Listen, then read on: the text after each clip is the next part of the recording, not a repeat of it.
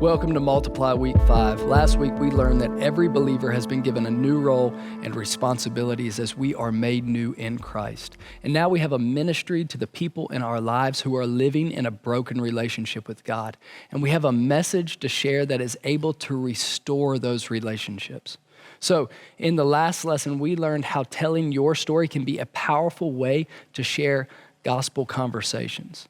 And we said that oftentimes when we open up and you're vulnerable with people, they'll feel comfortable enough to also share their story back to you.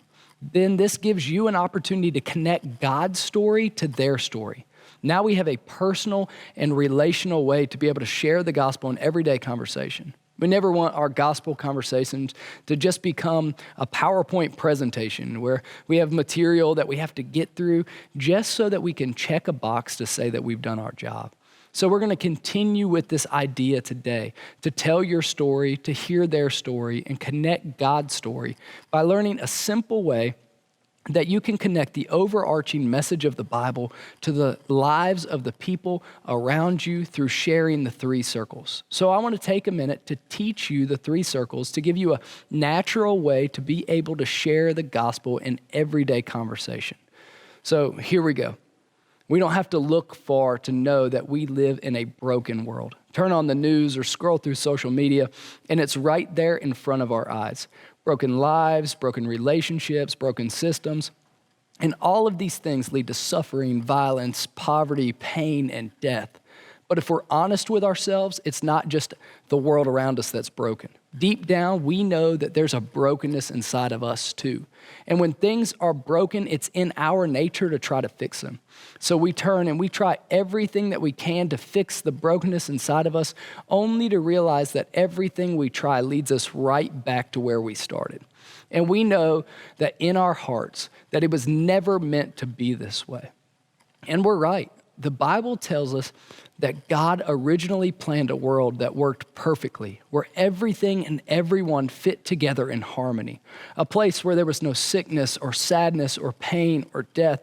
God made each of us with a purpose to worship Him and to walk with Him. We had a real relationship with Him. This is God's design. So what happened? How did our world go from being perfect to broken? We see that life doesn't work when we ignore God and His original design for our lives.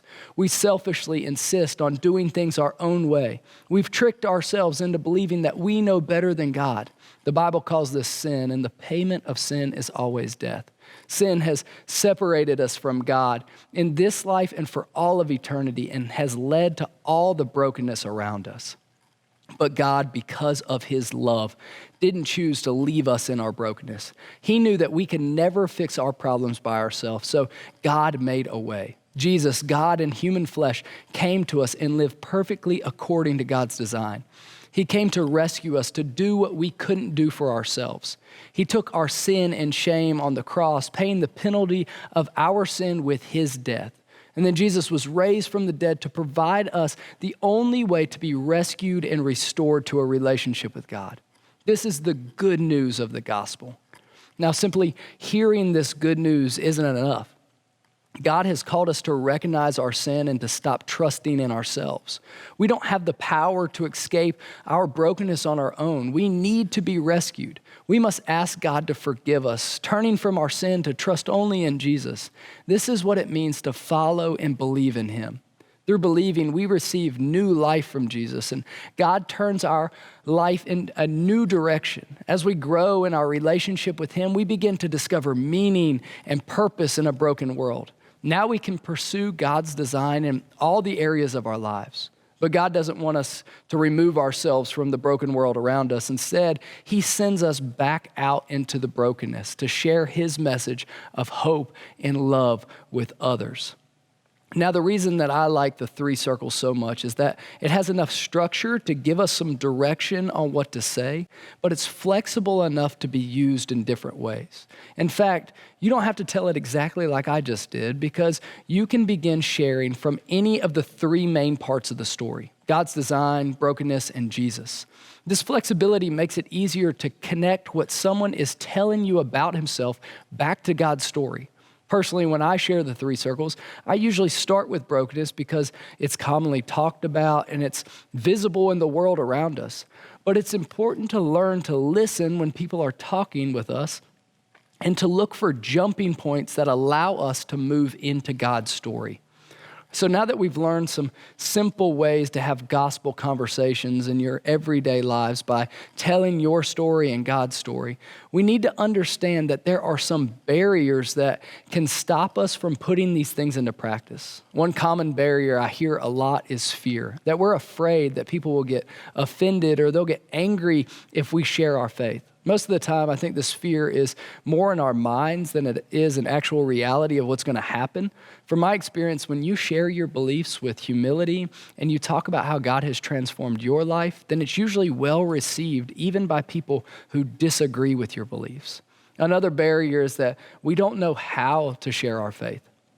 This is the reason that we're training you with these simple tools for sharing the gospel so that you can feel confident and you're able to articulate your beliefs clearly to other people. There are so many believers out there who feel unequipped to share their faith, so they never do it. And now it's your responsibility to train them to share their story and God's story. Busyness can also be another big barrier to sharing the gospel. We fill our time with so much stuff, but we have to learn to prioritize the spiritual disciplines that God has called us to. And last, many of us feel like we don't know any non-Christians who we can share with. The Christian bubble is a real problem that can prevent us from having the opportunities to share the gospel with non-believers. We must be intentional to build relationships with non-Christians. This is something that Jesus modeled for us in his own ministry, and it's a vital part of our job in disciple making. Maybe you can relate with some of these barriers that I've listed, or maybe there's some different things that have stopped you from being consistent in sharing your faith.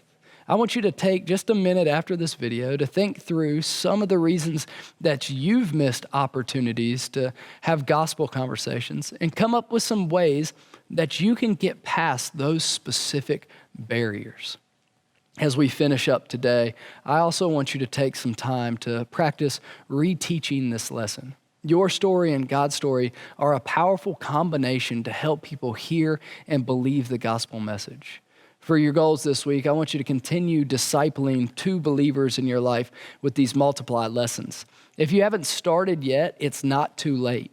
Find some believers in your sphere of influence and be bold to ask them if they would like to study the scriptures with you. Then you can use these multiplied lessons as a guide for what to share when you meet.